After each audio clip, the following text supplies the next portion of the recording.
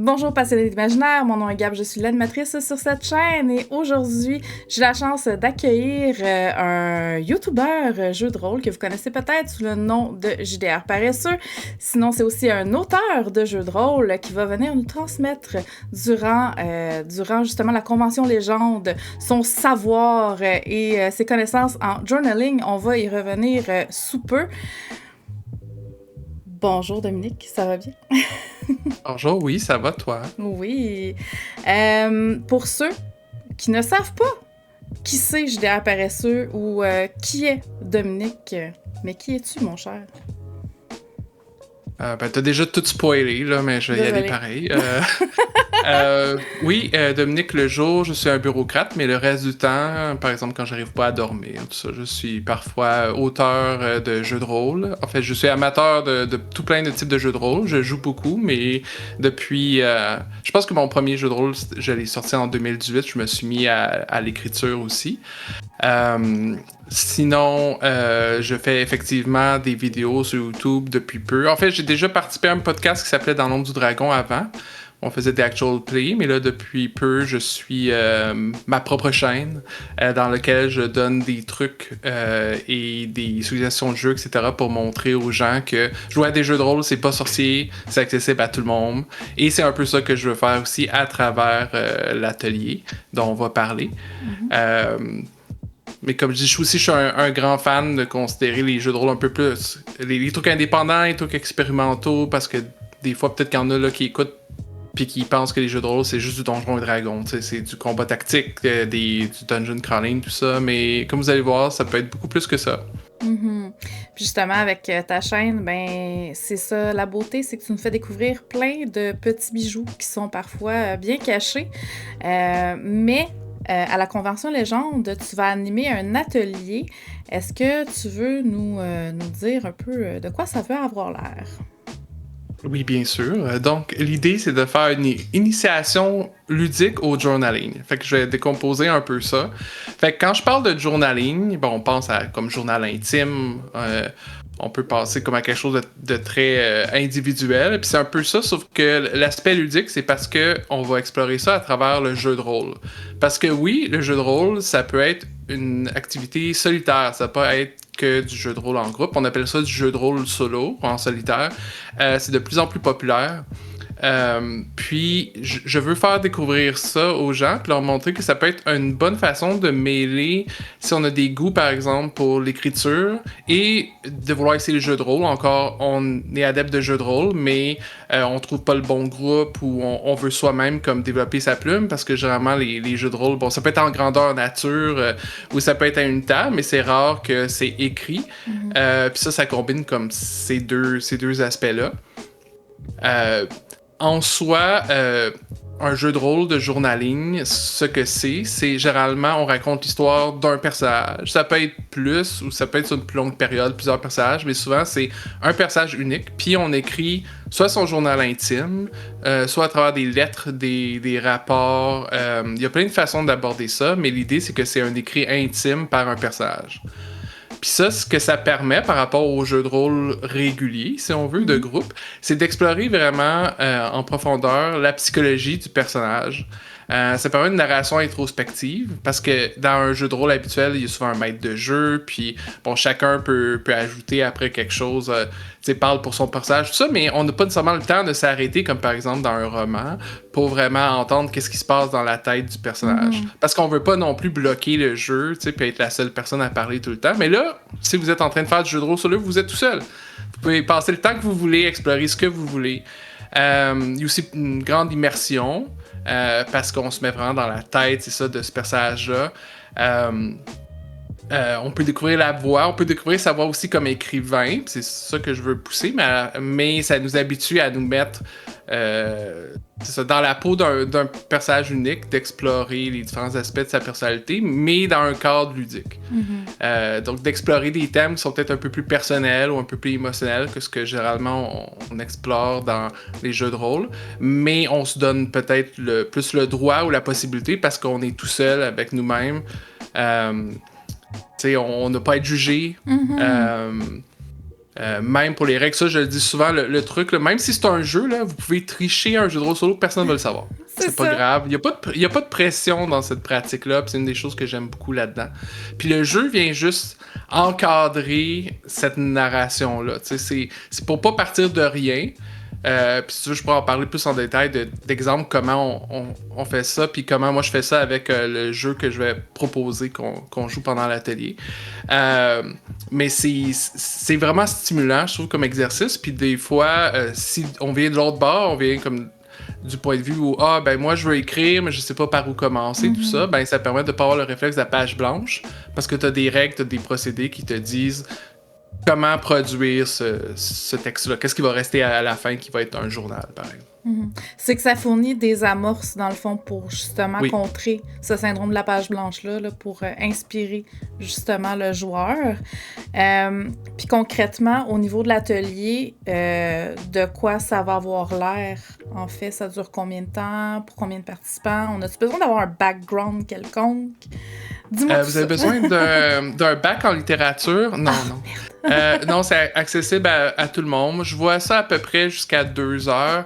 Là, évidemment, je viens de vous dire que c'est un jeu de rôle solo, que ça se passe en solo, mais là, pour les besoins de la cause, puis je pense que c'est un exercice intéressant aussi, ça va être de faire comme des histoires en parallèle. Fait ce que je propose, c'est qu'au début, je vais passer à travers les règles qui sont très rapides, très simples, d'un jeu que j'ai concocté, un jeu de rôle solo, qui s'appelle La route du thé. Qui dans le fond est l'histoire d'une marchande itinérante de thé avec son kiosque de thé, de tisane, tout ça, qui passe à travers ça peut être un royaume, une nation, peu importe. En fait, vous pouvez développer un peu le décor comme vous voulez, en rencontrant différentes clientes et en offrant des thés pour essayer un peu de changer leur vie ou de répondre à leurs besoins, tout ça. C'est très cosy là, comme type de jeu. Fait que même si vous y connaissez pas, tu n'as pas besoin de connaître un monde. Il n'y a pas un monde fantastique qui est de 200 pages qu'il faut avoir lu avant. Vous arrivez là, je vous donne des photocopies, des règles, en fait des amorces comme tu disais. Puis tout ça se joue avec des cartes à jouer, très simple. Fait que c'est simplement une fois que vous avez créé le personnage, vous avez décrit quelques trucs sur elle, qu'est-ce qu'elle veut faire, c'est quoi son objectif, où elle commence sa quête, si on veut.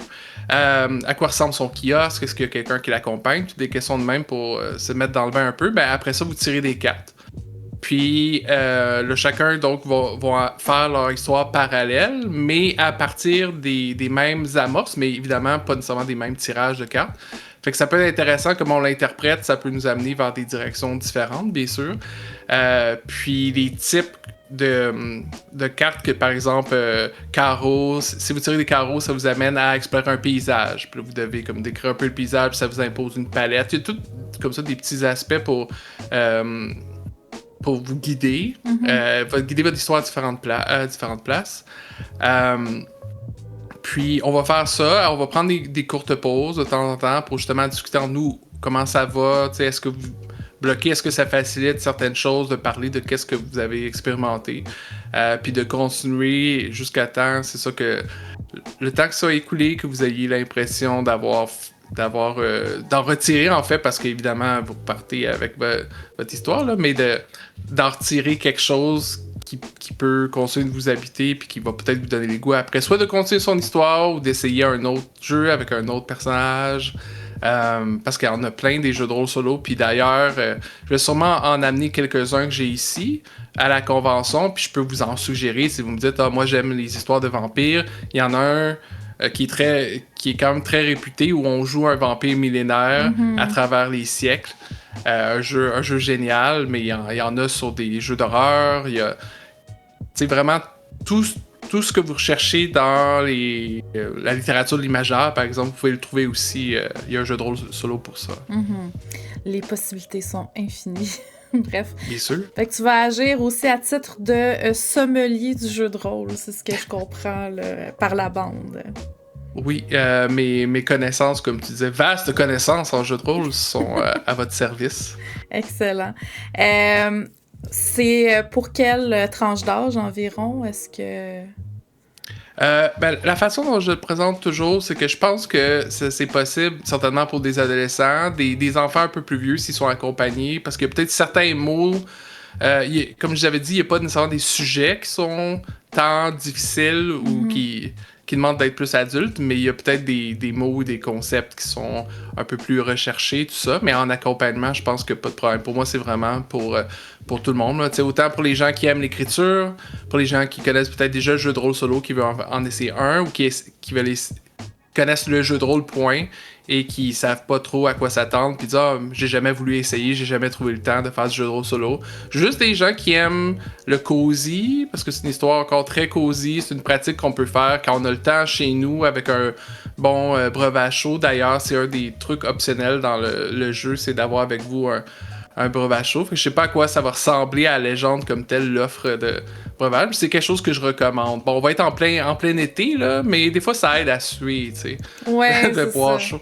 De toute façon, on va sûrement être à la clim, fait que tu sais, des fois, un petit breuvage chaud. Oui, des fois, la clim, ça peut être froid. Excellent. Et est-ce que les gens doivent apporter quelque chose en particulier ou le matériel va déjà être disponible? Non, c'est ça, on va avoir des crayons, c'est des feuilles, juste des simples feuilles pour montrer à quel point c'est facile de jouer avec ça. Puis comme moi, je vais avoir mon livre ici, mais sinon, ça va être des photocopies. Puis souvent, ces livres-là, justement, sont comme celui-là est très court, très léger. Fait que ça s'apporte bien. C'est le genre de choses qui peut se faire un peu partout, un peu à n'importe quel moment. Puis c'est ça aussi que je veux montrer avec ça. Excellent. Plus tôt, tu as parlé justement du fait que c'est ta création, la route du thé. Tu as plusieurs jeux de rôle à ton actif.